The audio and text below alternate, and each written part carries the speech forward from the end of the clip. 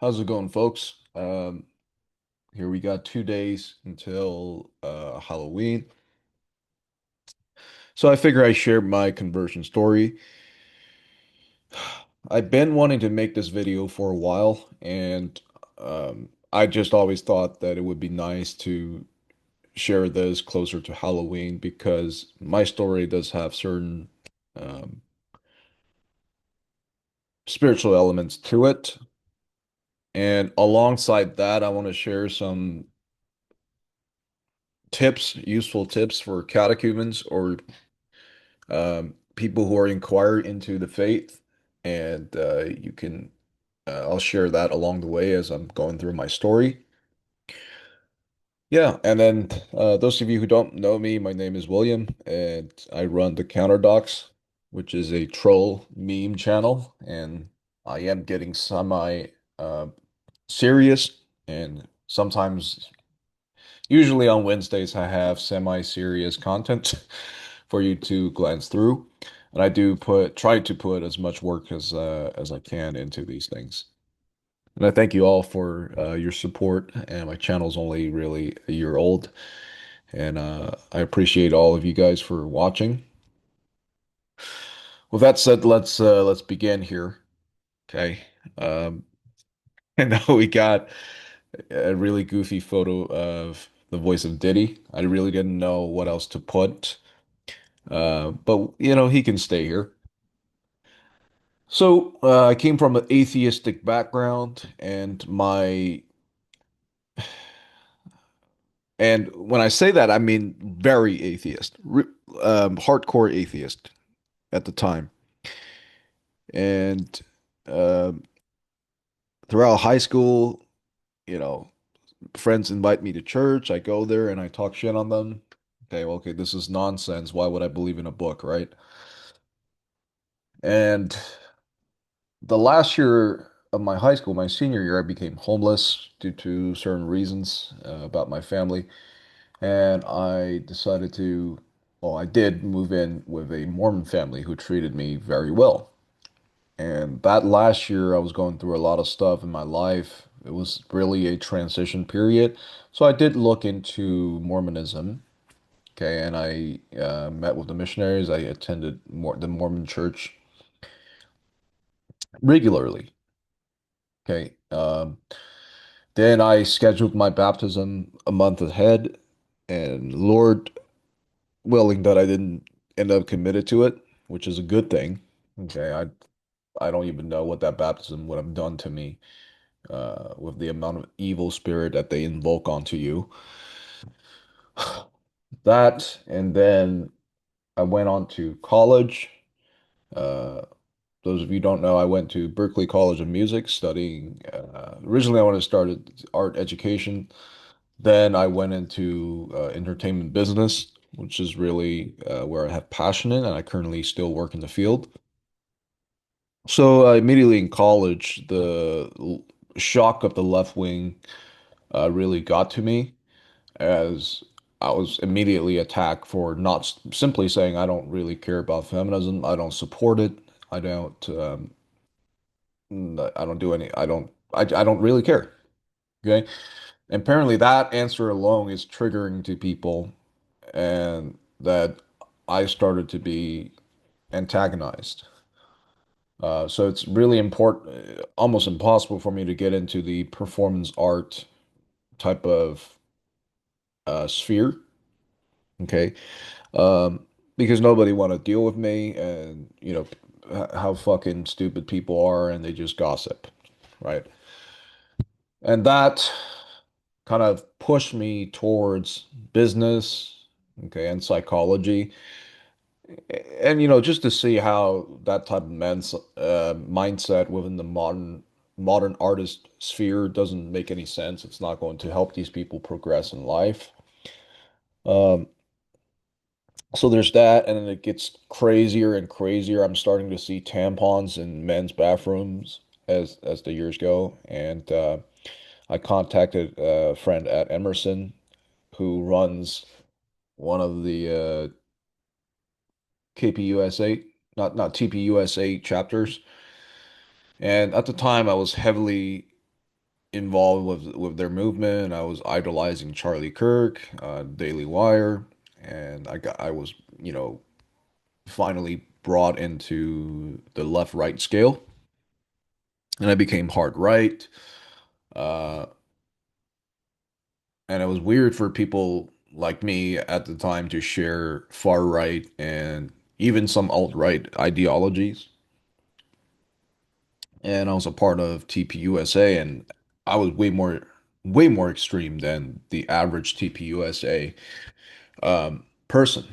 And my college is pretty much at the time 99.5% leftist liberal, and some of them just don't care. So I ran a small TPUSA chapter there, but it was really under Emerson College. So as I was leaving college to step into the workforce, I decided that okay, well, this all this stuff really doesn't make any sense. Okay, so if I'm an atheist, I'm an ultra rationalist. How am I supposed to make sense of any of this? Because for things to make sense at the time, there almost had to be a metaphysical principle that would ground truth in a way. And that's eventually where my ultra hyper reasonable, they call it rationalist mind led me to. And for people like me, once that wall is torn down, then there's really no going back. Okay, that just opens your mind to religion. So at the time, my last year in college, I was really searching into things. The streets of Boston are littered with churches. All of them have LGBT flags and extremely effeminate pastors. Luckily, I found one. Their family is from where it's Kansas, and they moved up here to preach. And I kind of liked them, and I stuck around with them. I wasn't aware that Orthodoxy exists, but I did follow the war, uh, and I've seen the absurdity of that, and that's really what, believe it or not, introduced me to Orthodoxy, seeing that these people are Orthodox Christians. Then after college, I moved back to California, uh, started to do research, and initially found Catholicism. Then I started to ask questions to the Catholic priest, and a very kind gentleman. He said that maybe you should look into Orthodoxy. Okay. Um, then I spoke to Sam Shamoon a few times, and he really pretty much convinced me, yep, it's there. My first church was Father Josiah Trinham's church in Riverside, California.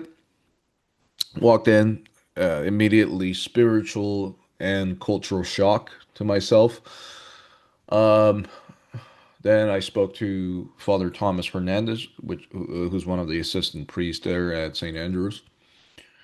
Um, we just went from there, and the very first thing that he told me, and I've said this many times, is that I walked into his office during the middle of the day because that church has a day school, which is great. I hope we have more Orthodox day schools that people can actually send their kids to.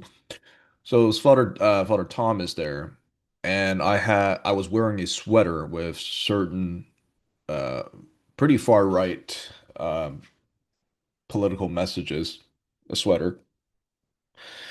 And I walked in there. He knew what it was, okay? Because and it was true. I did try to convert for many political reasons.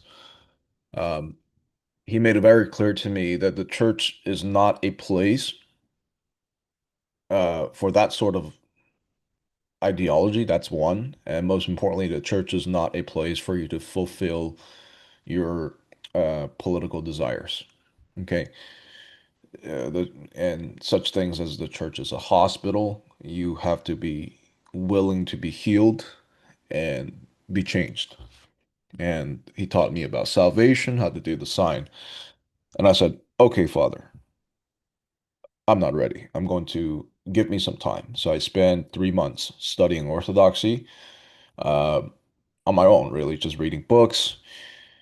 And Um, and I thought about it. I was like, okay, so I'm going to make a change. I'm not going to allow my previous ideologies to uh, mingle with this journey. And then I made the first horrible decision of my journey. And I do want to talk to catechumens about this. If you're catechumen listening, I want you to keep this in your mind. Okay, okay. This is very important because the first thing you're going to do is to find a church, and that's going to pretty much determine how your journey is going to go and the fruit that you will eventually bear. Because what else does a church community have? It has a spiritual father. Now, this is even more important than just having a right community, and which we'll get into it later on in this video. But what I thought, by the way, was that if I find a smaller parish, I will probably get more, opportunities to talk to the priest or, more care from the priest because St. Andrews at the time had like 80 catechumens, right? Um, but it's not always the case. This is, by the way, a great strategy for you to do it. To find a smaller parish with less catechumens where the priest can really care about, give time to you. Not always the case though. So a lot of you guessed it. I went over there. Okay. Those of you who don't know what we're looking at, this is a gay couple from Greece who had their child, okay, who they were going to abuse for the rest of their lives, uh, baptized as an infant. And who did it? Archbishop Alpidophoros of the Greek Archdiocese of America. Um, Not good. Okay. I went to a smaller Greek Orthodox church. That's even further. That's actually further to me than St. Andrews because I live right next to St. Andrews. Um, and their catechesis program is extremely poor. And the priest was very nice, but he just, one of those cradle priests who just does no theology, who doesn't not know how to catechize. Unfortunately, it is the case. I don't, it is the way it is. So I went there. I learned the Greek tradition. I learned chanting, and I soon realized that there's a lot of problem with the catechesis. Once it happens 2 times a month, and it's just it's nothing serious. And I was starting to see Roman Catholic saints and their quotes and their works appear in the catechism, such as Mother Teresa and Saint uh, who was this, a Francis of Assisi or something. So that immediately struck me as not good. Okay, and I was informed of the previous priest, not that priest, but the previous priest inviting Muslims to the church to do joint prayers. I mean, not liturgically, but still, that's to me crossing the line. Uh, Yeah, it's just that there's no catechumen, and in that case, there really is not any sort of catechesis. Well, the folks there were great. They're mostly elderly people. Um, so I had to pretty much rely on St. Andrews for my entire catechesis, and I've seen every sacrament at St. Andrews, and everything was pretty much taught to me at the classes at St. Andrews. And Father Jason was a great help to me as well as St. Andrews. So I was there pretty much all the mornings for the orthros and all the evenings for the vespers.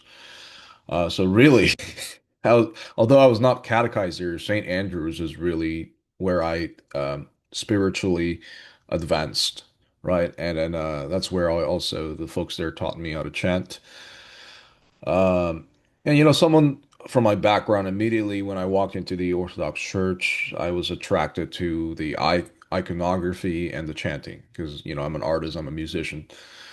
So right now I still do. I'm an iconographer.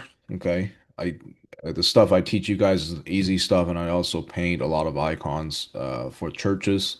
Okay, and for myself, and I do chant. Okay, so there goes that. But here comes. the more important issue. Okay. During the Lent, well, I I guess I began my catechesis in January, okay, of that year.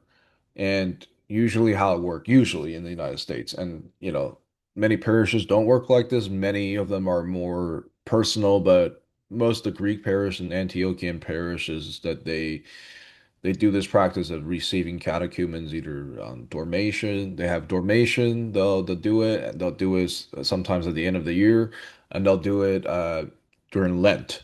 Okay, a Holy Saturday or something, or Lazarus Saturday. Um, that and that was what we agreed on with the priest that that would happen to me. Okay, and I had to move. Okay, I had to move at the beginning of Lent. And what happened was the priest pretty much disowned me. Okay, he will not allow me to be baptized at his church, and I drove four times, and it's like a 200-mile there and back to ask him to baptize me, and he would not baptize me. Okay. And in a new Greek parish he told me to go to, everybody sits during litany, and to me that is extremely disrespectful. And I was aware that more than half of the archdiocese in America does that. So that no longer really um, stuck with me. I was like, okay, well, this is ridiculous. I'm not gonna sit during litany. That's just disrespectful. So, okay, and that Greek parish is like, okay, well, maybe it's time. They told me to pretty much start over the catechesis. I'm like, no, none of this stuff you guys teach are, really helpful to me at this stage because I've read all these books. I've done all this stuff. There's no point for me to come here.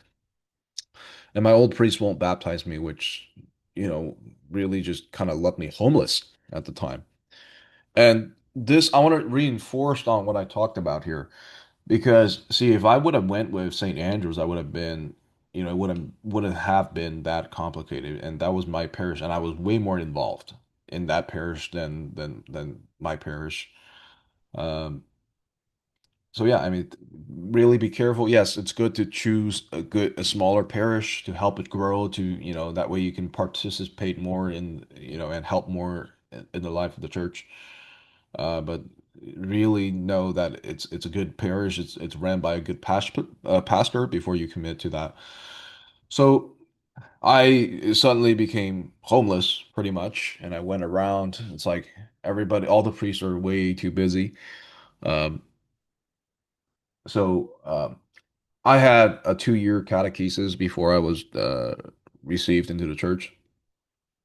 Um, so I went to the Russian priest, okay, and they did not have, this Russian parish did not have a lot of catechumens, okay, and the priest was very caring, but unfortunately, we just really never connected the way that you would with your spiritual father. But he tried his best to do it with me. But he's like, okay, well, you can stay here, and we were very clear about this. Like, okay, you can stay here, but here's the thing: I don't feel comfortable baptizing you until like a year later. So he wants like year three. Okay. And which I totally respect. And I'm like, okay, I understand that. Um, Mostly probably because people are wary of what the Greeks do. No hate to the Greeks. I love the Greek tradition. I just don't like how it's been pretty much ruined and modernized to this stage. And it's really a disgrace because I would much rather go to a Byzantine liturgy any day of the week than my current Slavic liturgy. But yeah, so I stayed there for a while until well, I want to talk about this issue. Okay, and this is for your quote, catechumens and inquirers. This is um, very important and serious. So the Greek and Antiochian traditions, a lot of times they will not. There's two prayers for the catechumens. So we have the prayer for the catechumens, the litany for the catechumens, which we say during the liturgy. We perform during the liturgy. Some priests even skip that. We don't. Okay, none of the priests here skips it. Obviously, besides from the Greeks. Um, Even if there's one catechumen, we give them that prayer. Okay, but the most important thing is the making of the catechumen. and that officially makes you a catechumen. So that service, not many churches do it. Um, the Serbian tradition and our Serbian tradition and the Russian tradition, the moment you become a catechumen, the priest will take the time to actually do that prayer for you. And that's so helpful because that has the exorcism in you. Okay. And that prayer is extremely, extremely important. And a lot of these parishes, they won't do it um, until like the first part of Lent. So really, even though you've been there for a year, you're only a catechumen for 2 months. And they do it collectively together, which again, if it's a big parish, I understand it. But really find a priest who are willing to do that for you because I started to when I was fasting rigorously, I had demonic attacks. Okay, I had spirits that decided that chokes me when I'm sleeping, and it's I mean I had sleep paralysis, but it's not sleep paralysis. It's hands. Okay, I can feel moving hands choking my neck. Okay, and this is not, by the way, and I know it's that because if I don't fast, it doesn't happen. And when I fast, it does happen. Okay. And I went to my priest, and by the way, although he's not my spiritual father, okay, this is what he explained to me, by the way. And really, you know, if you don't have an in-depth spiritual father, he'll never tell you this. So he asked for my family. He's like, okay, what's going on? Because it's a shock to him that they don't say the prayer of catechumen for people until like minutes before they're baptized. So he thought all the parishes are doing it correctly. So he talked to me. He's like, okay, so that's not normal. So are you? It's like, are you, invoking spirits? I was like, no. Were you a pagan? I was like, no. Okay, uh, have you ever caused an abortion? I was like, no. And he's like, what? Okay, so this is not right. And he's from Ukraine, but his English is funny. And he was investigating. This was after a late night class. It was like 9 o'clock. Okay, and he stayed. Okay, and we talked for like almost 2 hours. But he was just trying to investigate what's going on. This is not right. It's like, okay, well, you didn't invoke spirits. You didn't do this. And he had a book. He opened. He's like, did you do this? Did you do this? Did you do this? Did you do this? Okay. And I got to a point. He's like, okay, well, did your parents do any of these stuff? And he said, and I said, yes, because my parents were, their religion was Buddhism or some other folk pagan stuff. And he's like, ah, there it is. Because now listen, pay attention to these references. According to the Exodus, the sins of the ancestor, although we're not guilty of it, it will affect the descendants for generations, for a few generations. So that's what it was. And he told me about how people who are more holy are the ones who are being assaulted by demons, such as the monks, the priests, okay, the bishops and the priests' families and the bishops' families. Okay. These are the people that all the demons are going nuts over. And because there's a bounty on them, there's no point. He told me a story. There was a demon who pretty much corrupted someone, and the devil beat the shit out of him because like, well, you're wasting your time. And the demon who made the daughter of a priest fell. Uh, she decided, well, and the devil kissed that demon because, oh yeah, okay, you made someone holy fell. And there's the other one, which is the reverse bounty. Okay, the reverse bounty is our people or lineages who have been under the demon's control. When they're trying to leave and break free, that's a reverse bounty. So he was like, okay, that's probably what's happening. And he's like, okay, and they didn't. He was shocked that the Greeks don't do this immediately when catechumens are received.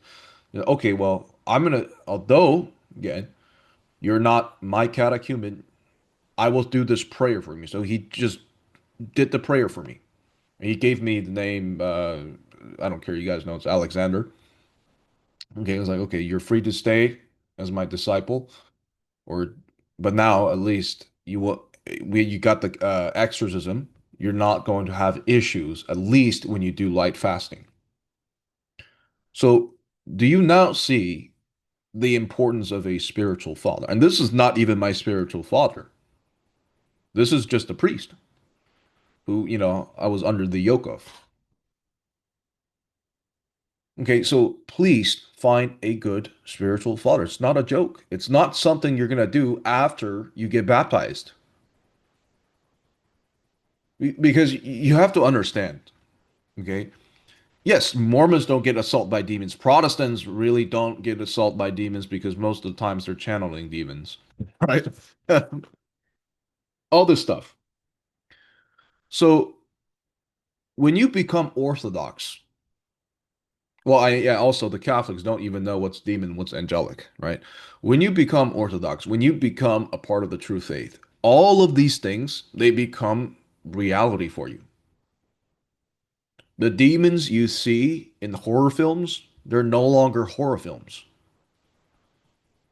okay? They are realities. And it's not a joke. It's not exaggeration. Same thing as obviously Christ and the angels, who are way more powerful, okay? But all of these things are realities. Without a spiritual father, you're not going to be able to live this life. That's why we have the church in the first place. That's why they're the presbyterate. They're there to do these things. And it's so important. Okay, I can't stress that. So when you find a parish, I'll also look for that good spiritual father. Is he willing to spend his time with you? Is he willing to do this? Okay, is he a good pastor? Is he rigorous? Okay, is because he is the person who is going to take you with him to get to where you guys are going. Okay, he's there to counsel you. He has to be a guy who you, oh, well, Father, I said the N word. Literally, it has to be that person. Seriously, this has to be someone who you really connect with. It's not somebody, oh, well, Father Josiah is famous. I'm going to drive to Riverside to take him as my, no, This has to be someone, one, he's got to be a good pastor, use your judgment, okay? And two, he has to personally connect with you, okay? Very important. That's how you find a parish, guys. Okay. Now, none of these things are mutually exclusive. These are just tips for you guys to follow. And if you can't ask, please ask for the catechumen prayer. Because I know for sure in the Russian tradition they give you your spiritual name. They assign you the protector at that time. So you're no longer I'm Will. After that, everybody in church, even though I was still a catechumen, they called me Alexander. Okay. The more protection they offer you, the better it is. Okay, this is very serious stuff. Okay, and later on, I met my Serbian priest, very friendly with the Russian priests. They're all small missions. They're uh, yeah, and then I connected more of the Serbian priests, and they're both okay with it. And I was actually baptized at a Antiochian church, which is great because I really that's my background, the Byzantine. I had the Antiochian priest and the Serbian priest baptize me at the same time, and that was a blessing because now I can serve in the liturgies and liturgical context of both the Antiochians and the Slavs, Serbian and Russian, which I currently do. I am a chanter, I am a reader. Not officially tonsured yet, but hoping that to happen very soon, probably in the beginning of next year. Um, yeah, and that's my conversion story. But to you guys, uh, sorry, I got a message. Yeah, to you guys, seriously, find a good spiritual father. I would, I mean, I've heard Jay Dyer say this before, generally avoid the Greek Orthodox Church. I don't like to say this, but I have to tell you that unfortunately, sometimes that is the case. As you're seeing on the screen, you've been seeing this on the screen. Uh, it is the case. Okay. But there are many good Greek Orthodox churches, but just not many. Okay. It's like, you know, maybe 2 out of 10. Okay, that is the case. But any Greek Orthodox church that's associated with Saint Ephrem and his monasteries, those are all good. Okay, uh, no problem with that. But the ones uh, that are more friendly to Alpidophoros, you're gonna have, like, recently we had during Lent, we had Catholic bishops going into Greek Orthodox Church to give sermons, which is ridiculous, and all that ecumenical stuff that's really not healthy. So. And also the Archbishop Elpidophoros inviting heretics into the altar of the Orthodox Church, which is even more ridiculous. Uh, with that said, this is pretty much all I have for this video, and I thank you for watching. This is, honestly my full story, and I'm a sinner, and I do the best I can. But really, I would like to encourage people to do as much as you can, especially newcomers. If you can be an altar boy, be an altar boy. If you have a voice, you know music, go ahead and be a chanter. We need more people to become clergies, to pursue minor orders, to really be proactive in the church. And I had a very, very bumpy ride. Uh, you know, some of it's my issue, right? I had to move during a really bad time. But I hope you can learn from my mistakes, okay? And I hope you can have a wonderful and peaceful journey. But really, none of these journeys are peaceful. And before I end, I want to emphasize again on how spiritual fathers and having these prayers in your life, especially as a catechumen, it's very important. And I had the same thing. Okay, I actually have one more story. I lied. Two stories actually. So, one of the friends at the first church I was at, and he was a ex-Pentecostal. Okay, so Pentecostalism, it's absolutely demonic, and they're channeling demonic spirits. He decided to convert. Unfortunately, there's no pastoral oversight. What people get into at the church, there's no really obedience for the catechumens. So he decided he was, obvious. And this is what I see from a lot of Pentecostals as they enter the faith is that they go right to the parallel, which are the monastic lives and the aesthetic experiences. The issue is though, uh, they have no clue what they're doing, and they decide to pretty much mirror these people to seek these experiences, but they don't know the context of and the road that the saint went through to actually achieve that level, but they just want to act like that immediately. That's an issue. Okay, that's an issue, and then they become very abnormal, and in a very unhealthy way amidst them trying to do this. And I've seen it. It's dangerous. Okay, and this is just, I mean, you got to have a spiritual father. And when you were a Pentecostal, you're channeling all these things, okay, in your prayer life. Do you really think those things are going to just go away?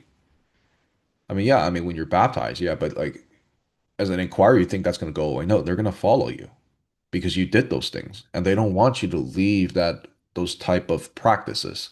So they're going to bother you. They are going to bother you.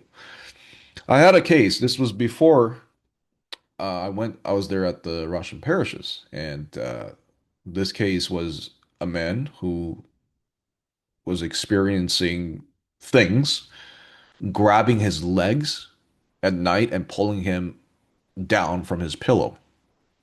And this is a baptized, quote, baptized Orthodox Christian who was newly received through chrismation.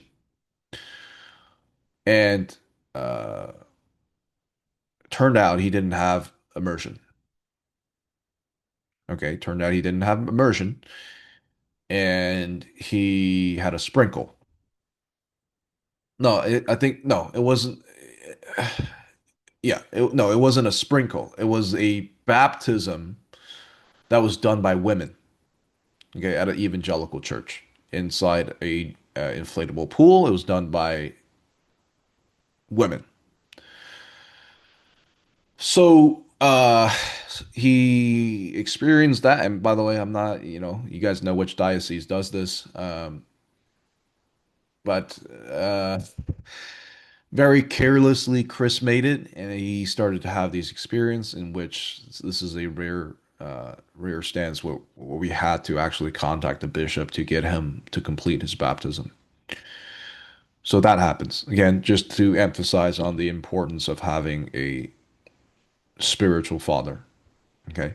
Um, and it doesn't start when you become Orthodox, it starts the moment of your journey.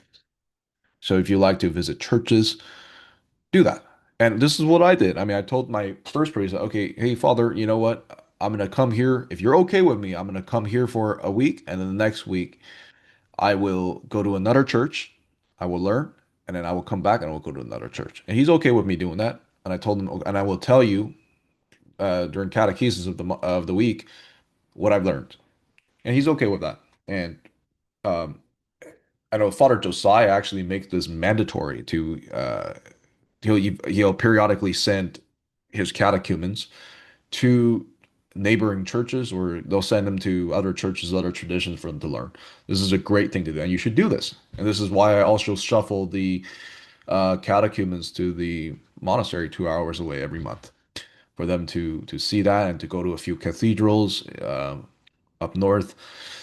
Anyways, I sincerely hope that um, all the inquirers and catechumens who watch this will have a blessed journey. Um, I'm excited for you, and I will keep you in my prayers. Uh, Besides from that, I those of you who have family, I hope you guys have a lovely weekend as you go out and make some memories with your family. And again, I shared the same sentiment as Father Moses, right? If it's just a dress up party, that's fine. But don't obviously kids don't emphasize on that, and if there are cases like that, it's an issue. That God bless you all. Thank you for listening, and we'll see you the next time.